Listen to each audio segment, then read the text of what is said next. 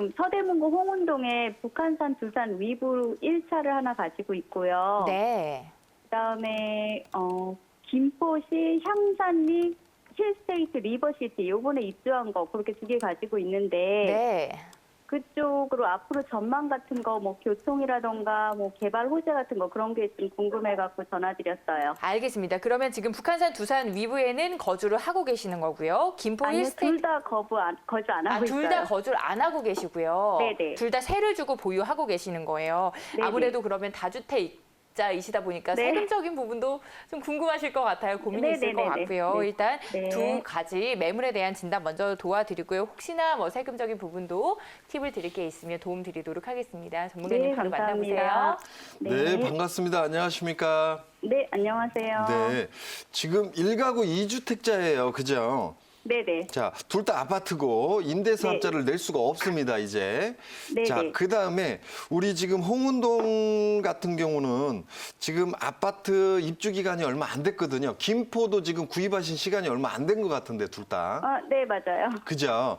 자, 네. 그렇게 되면 이 두 집 중에 한 집의 거주 요건을 채워야만이 두 네. 집을 팔았을 때 차익을 볼 수 있는 이런 구조입니다. 만약에 네. 두 집 다 살지 않는 상태에서 지금 네. 우리 본인 같은 경우는 지금 다른 데에서 임대 시장에 들어가 있는 거잖아요.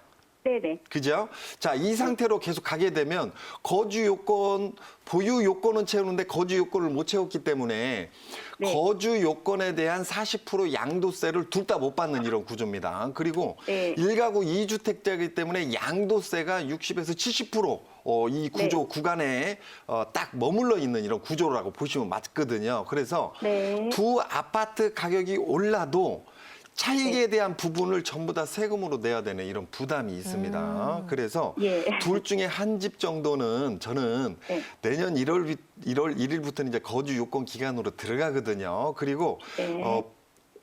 2017년 파리 정책 이후에 산 주택 같은 경우는 거주 요건까지 채워야 되는 이런 요건이 있어요. 그래서 네네, 그건 알고 있어요. 그래서 우리 시청자님이 둘 중에 집 하나는 꼭 눌러놓고 가야 된다 이렇게 보여지는데 저는 직장 관계가 서울 쪽이라면 홍은동이 지금 아파트가요. 이쪽이 상대적으로 지금 굉장히 덜 올라 있는 이런 상태고요. 네네. 지금 우리 시청자님이 보시고 있는 이 아파트 그 뒤로 또 2차 아파트가 또 들어서고 있는 지금 이런 상태거든요. 입주에 네. 지금 닥쳐 있는 상태.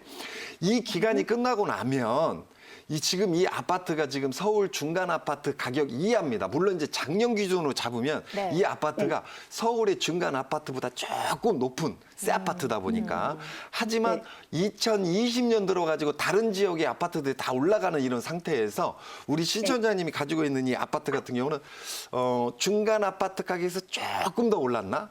거의 뭐 거기는 매물이 없어가지고 아직까지 그 시세가 형성이 되어 있지는 않은 것 같더라고요. 부동산에 문의를 해봐도. 그죠? 그래서 네네. 오른 듯한 오르지 않은 듯한 그러니까 네. 작년 기준에 지금 멈춰 있는 상태라고 보시면 맞거든요.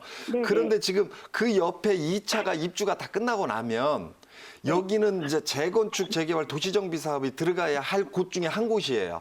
그래서 네. 여기는 이제 앞으로 올라감이 급격히 올라간 구조가 내년부터 이제 올라가는 구조로 해서 앞으로 3, 4년 동안 굉장히 급격히 올라갈 수 있는 이런 구조적인 힘을 갖고 있거든요.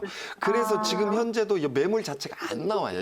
이 지역에 있으신 분들이 그건 기본적으로 네. 부동산 네. 공부 깊이 안 하셔도 이 지역에 아파트가 이름 걸고 어떤 미래 가치를 높일 수 있는 아파트는 우리 아파트밖에 없구나. 그러면 이걸 팔 게 아니라 눌러놓고 하겠다나 이건 다 알고 있는 사실이거든요.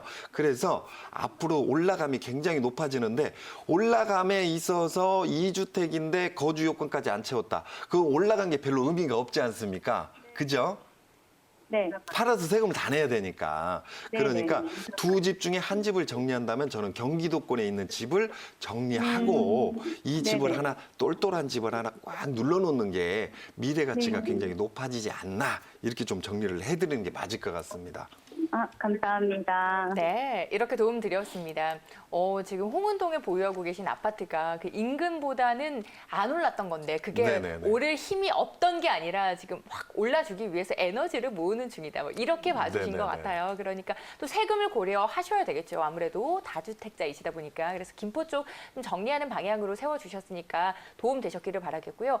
전문가님, 정말 다주택자 분들이 많이 괴로워하세요. 세금 때문에. 네네. 세금 때문에 정말 이걸 어떻게 해야 될까 말씀해 주신 것처럼 똘똘한 한 채를 가져가야 되는 거는 알겠어요. 근데 그 똘똘한 한 채를 보는 눈도 사실 일반 투자자분들 입장에서는 네네. 좀 어려울 수가 있거든요. 어떻게 보유 전략을 세워보는 게 좋을까요? 저는 이렇게 좀 보시는 게 맞을 것 같아요. 지금 대한민국의 주택 시장, 특히나 아파트 시장이 엄청나게 올랐다. 맞아요. 7년, 8년, 길게 보면 9년 동안 지금 아파트 값이 올랐거든요. 네. 그래서 우리가 아파트 값이 계속 오를 거라는 강한 믿음이 있어요. 네. 강한 믿음이. 그래서 계속 올라와 줬으니까. 네네. 앞으로도 계속 오를 거라는 강한 믿음이 있는데 우리가 이 시점에서 좀 생각해야 할 게 네. 코로나도 지금 거의 잡혀가고 있는 상태고요. 네.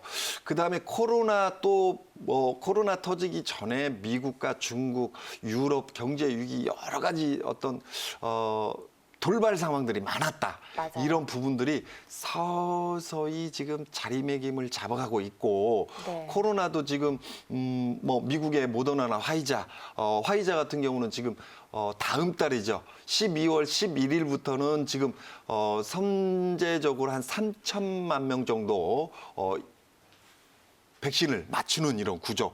그래서 좀 빠르면 내년 3, 4월 정도. 그러니까 빌 게이츠 같은 경우는 3, 4개월 이후에 이 코로나가 좀 잠잠해질 것이다, 잡힐 것이다 이렇게 보고 있는 네. 방향들이 있거든요. 네. 그다음에 조금 멀리 보더라도 우리나라도 내년 6월 이후부터는 모더나가 됐던 화이자 같은 그 외에 어떤 백신들을 맞을 수 있는 이런 구조로 간다. 그러면 부양을 시키기 위해서 경제 지표가 안 좋기 때문에 풀어졌던 많은 유동자금들이 더 이상 나오지 않고 좀 풀어짐이 약해지는 이런 구조.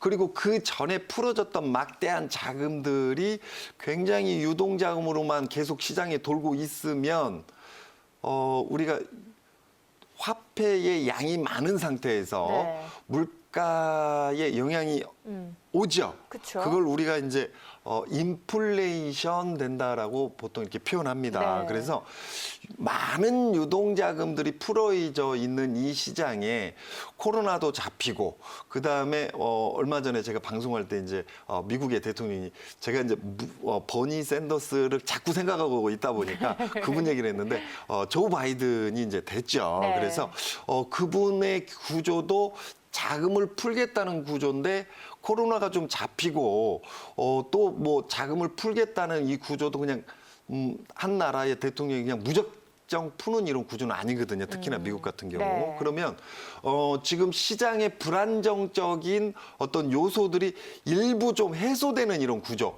네. 그러면 나중에 2년 후에 3년 후에 금리가 좀 올라갈 수도 있겠다는 우리 구조. 또 생각해봐야 되는 네. 이런 시점이지 않을까. 그래서 제가 이제 방송에서 가끔씩 표현하는 게 어느 지역은 좀 힘 빠질 거예요라고 설명하는 이런 구조가 지금 당장에 올라가면 있지만 네. 강하게 올라가면 있지만 어느 정도 시간이 지나면 빠지는 이런 구조가 나올 수 있을 것이다 이렇게 보는 거거든요. 거품이 빠진다 이렇게 보시는 건가요?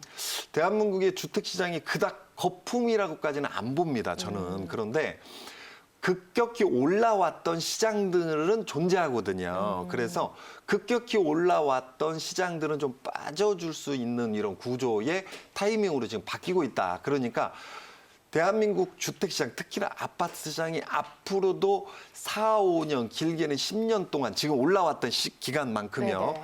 강하게 오를 것이다. 이 생각은 지금 정도는 좀 바꿔줘야 되는 이런 시점이다. 이렇게 보여지기 때문에 네. 올름의 시장이 짧으면 6개월, 길면 한 1년 정도 시장에서 조정받는 타이밍이 올 수밖에 없는 이런 구조로 가고 있다. 이렇게 보고 있기 때문에 지금 타이밍 정도는 한 7부 많이 보면 한 9분홍선까지 올라와 있는 이런 시장이기 때문에 우리가 부동산도 마찬가지고 주식도 마찬가지고 최고점, 끝점, 칼날의 날처럼 딱 서 있는 그 끝점에서 딱 팔고 네. 그다음에 이렇게 나오면 얼마나 좋을까요? 아, 그게 그죠? 가장 좋죠. 그런데 제가 금방 표현한 것처럼 칼날의 끝점은 굉장히 위험한 이런 네. 생각이거든요. 그래서 칼날의 끝점에 쓰기 전보다 한 7분홍선에서 8분홍선 정도에서 우리가 자산을 정리하는 방법도 굉장히 현명한 방법 중에 한 방법입니다.